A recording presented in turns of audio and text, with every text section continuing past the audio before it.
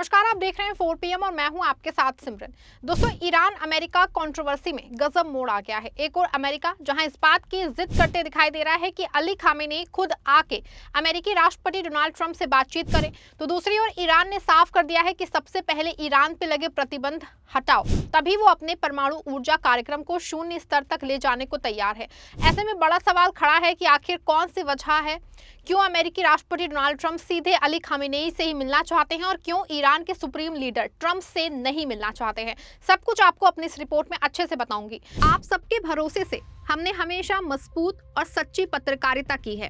Channel को आप सबने सब्सक्राइब तो कर ही रखा है, हमारे चैनल को ज्वाइन भी कीजिए। हमारे चैनल के मेन पेज पे जाइए, जहां सब्सक्राइब लिखा होता है ठीक उसी के बगल में आपको ज्वाइन का विकल्प दिखेगा। ज्वाइन बटन पे क्लिक करके पेमेंट प्रोसेस पूरा होते ही आप हमारे सफर का मजबूत हिस्सा बन जाएंगे। दोस्तों, सबसे पहले बात करते हैं उस सनसनीखेज बयान की जिसने वॉशिंगटन से लेकर तेहरान तक हलचल मचा दी है। अमेरिका के विदेश मंत्री मार्को रूबियो ने ब्लूमबर्ग को दिए इंटरव्यू में कहा कि डोनाल्ड ट्रंप अपने सबसे बड़े दुश्मन से भी मिलने को तैयार हैं। रूबियो का कहना है कि अगर अयातुल्ला खामेनी इच्छा जताते हैं तो ट्रंप उनसे मुलाकात करेंगे। हालांकि रूबियो इसे ट्रंप की ताकत बता रहे हैं। वो कह रहे हैं कि ट्रंप इसे कमजोरी नहीं बल्कि समस्या सुलझाने का तरीका मानते हैं। लेकिन सवाल है कि जो अमेरिका कल तक ऑपरेशन मिडनाइट हैमर चला के ईरान के परमाणु ठिकानों पे बम बरसा रहा था, वो अचानक इतना अच्छा और सच्चा कैसे हो गया? क्या ये वाकई शांति की चाहत है या फिर ईरान के मनोवैज्ञानिक रूप से कमजोर करने की चाल है? दरअसल दोस्तों, अमेरिकी राष्ट्रपति को अली खामेनी से मुलाकात का शायद शौक है। वैसे आमतौर पे जो भी देश के कूटनीतिक फैसले होते हैं उसमें अधिकतर वहां की सरकारें लेती हैं। बस अली खामेनी के अंडर की जानकारी में सारे फैसले लिए जाते हैं और वो सुप्रीम लीडर शासन सत्ता में बहुत दखल नहीं देता है। अब कूटनीतिज्ञ फैसले लेने होते हैं तो कई बार सुप्रीम लीडर की रहनुमाई में होते हैं। आपको यहाँ बता दें कि ट्रंप बहुत सालों से ये चाहते हैं कि ईरान के सुप्रीम लीडर की उनकी आमने सामने मुलाकात हो। हालांकि अली खामेनी कभी ये नहीं चाहते कि वो देशों के शासकों से मिले। हालांकि ऐसा भी नहीं है कि वो मिलना नहीं है, लेकिन आमतौर पे परहेज करते हैं। आपको यहाँ बता दें कि पहले भी ट्रंप अली खामेनी से सीधा वार्ता का प्रस्ताव और यहाँ तक कि उनकी हर बात मानने के दावे कर चुके हैं, लेकिन पिछली बार खुद अली खामेनी ने ये प्रस्ताव ठुकरा दिया था। मामला 13 जून 2019 का है, जब तत्कालीन जापानी प्रधानमंत्री शिंजो आबे ने ईरान की यात्रा की थी। जापानी प्रधानमंत्री शिंजो आबे ने डोनाल्ड ट्रंप का संदेश लेके ईरान के सर्वोच्च नेता अयातुल्ला अली खामेनी से मुलाकात की थी। उस समय अमेरिका और ईरान के बीच तनाव चरम पे था, क्योंकि ट्रंप प्रशासन ने 2015 के परमाणु समझौते से हाथ खींच लिया था और ईरान पे कड़े आर्थिक प्रतिबंध लगा दिए थे। जापान, जो अपनी ऊर्जा जरूरतों के लिए ईरानी तेल पर निर्भर था, क्षेत्र में शांति और तनाव कम करने के लिए मध्यस्थ की भूमिका निभाना चाहता था। ट्रंप ने शिंजो आबे के माध्यम से एक मौखिक या लिखित संदेश भेजा था, जिसमें ईरान के साथ नए सिरे से परमाणु समझौते पे बातचीत करने और तनाव को कम करने का प्रस्ताव दिया गया था।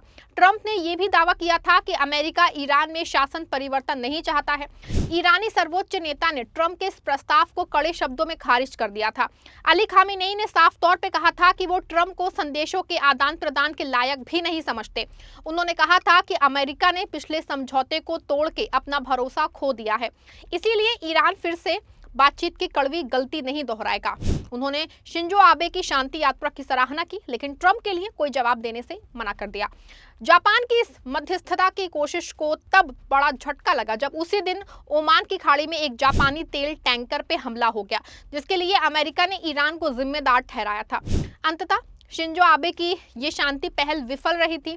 तब से लेके आज तक ट्रंप अपनी वो ऐतिहासिक बेइज्जती नहीं भूले हैं। आप खुद सोचिए, ट्रंप जो दुनिया के सबसे ताकतवर मुल्क के राष्ट्रपति हैं, वो ईरान के सुप्रीम लीडर अली खामेनी के प्रस्ताव वो देते हैं और अली खामेनी उनके प्रस्ताव को खारिज कर देते हैं। वो तो ईरान ताकतवर मुल्क है, वरना कब तक ट्रंप अली खामेनी के साथ निकोलस मादुरो वाला हाल कर चुके होते। लेकिन ट्रंप जानते हैं कि एक बार अमेरिका में घुसे तो वापस निकलने का चांस नहीं है। हालांकि अब एक बार फिर से अमेरिकी राष्ट्रपति डोनाल्ड ट्रंप ईरान के सुप्रीम लीडर से मिलने के लिए लालयित है। ऐसे में कहीं ना कहीं दाल में कुछ ना कुछ काला होने का अंदेशा है। एक तरफ जहां मार्को रूबियो से बयान वो दे रहे थे, ठीक उसी वक्त अमेरिकी नेवी का दूसरा एयरक्राफ्ट कैरियर मिडिल ईस्ट की तरफ कूच कर रहा था।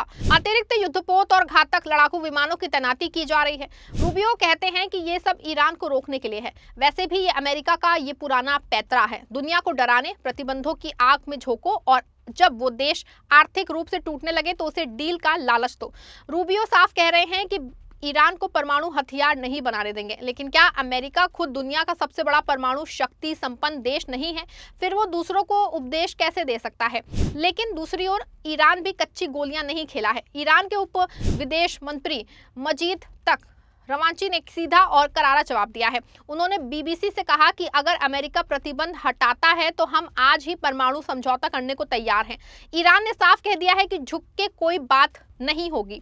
ईरान का ऑफर बहुत सीधा है कि हमारे देश की जनता पे जो आर्थिक पाबंदियां आपने थोपी हैं उन्हें हटाइए। हम अपने यूरेनियम संवर्धन को 60% से नीचे ले आएंगे। ऐसे में अब गेंद वाकई अमेरिका के पाले में है। अगर ट्रंप वाकई शांति चाहते हैं तो उन्हें पहले उन प्रतिबंधों की जंजीरों को काटना होगा जिन्होंने ईरानी आम आदमी का जीना मुहाल कर रखा है। इसके साथ ही अंदर खाने से एक भयंकर खबर आई है।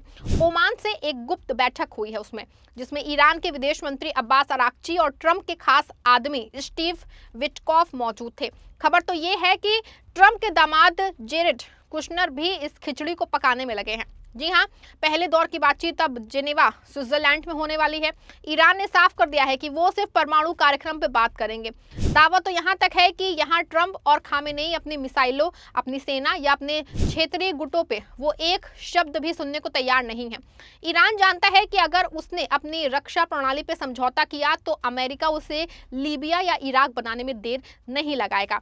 दोस्तों, इतिहास गवाह है कि अमेरिका पे भरोसा करना कितना महंगा पड़ता है। जुलाई 2015 में एक समझौता हुआ था जिसे दुनिया ने न्यूक्लियर डील कहा था। ईरान ने अपनी सारी शर्तें मानी थी, यूरेनियम संवर्धन कम किया था। लेकिन 2018 में क्या हुआ?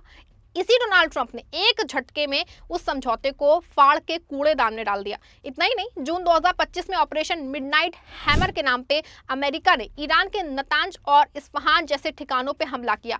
अब आप किसी देश के संप्रभु ठिकानों पे हमला करते हैं तो क्या आप शांति की उम्मीद कर सकते हैं? अमेरिका का इतिहास ही वादों को तोड़ने और अपनी सुविधानुसार युद्ध करने का है। इस पूरी कहानी में एक और खिलाड़ी हैं इजराइल। ट्रंप ने हाल ही में नेतन्याहू से मुलाकात की है। इजराइल कभी नहीं चाहता कि ईरान और अमेरिका के बीच कोई समझौता हो। वो चाहता है कि अमेरिका ईरान को पूरी तरह खत्म कर दे। ट्रंप एक तरफ इजराइल को खुश रखना चाहते हैं, दूसरी तरफ ईरान से ग्रैंड डील करके खुद को दुनिया का सबसे बड़ा शांति दूत साबित करना चाहते हैं। ये विरोधाभास की इस पूरे संकट की जड़ है। ऐसे में साफ है कि अमेरिका का मानना है कि दबाव इतना बढ़ा दो कि सामने वाला फट जाए या फिर सरेंडर कर दे। लेकिन ईरान ने भी साफ कर दिया है कि वो अपने आत्मसम्मान और यूरेनियम संवर्धन के अधिकार के से पीछे वो हटने वाला नहीं है। ऐसे में आने वाली 17 फरवरी बहुत अहम है। क्या ट्रंप और खामेनेई वाकई आमने सामने होंगे? क्या अमेरिका अपने अहंकार को त्याग के प्रतिबंध हटाएगा, या फिर ये सब एक नाटक है ताकि दुनिया को ये लगे कि हमने तो कोशिश की थी लेकिन ईरान ही नहीं माना और फिर एक नए युद्ध का बहाना मिल जाए? अमेरिका की नीयत हमेशा से शक के घेरे में रही है। अफगानिस्तान हो, ईरान हो या सीरिया, अमेरिका जहां भी लोकतंत्र और शांति लेके गया वहां सिर्फ खंडहर बचे हैं। आपको क्या लगता है? क्या डोनाल्ड ट्रंप वाकई ईरान के साथ न्याय करेंगे या ये सिर्फ एक नई जंग की तैयारी है? अपनी राय कमेंट बॉक्स में जरूर दीजिए। अगर आपको ये विश्लेषण पसंद आया हो तो वीडियो को लाइक करेगा, हमारे चैनल को सब्सक्राइब करिएगा और मिलते हैं अगले वीडियो में। तब तक के लिए नमस्कार।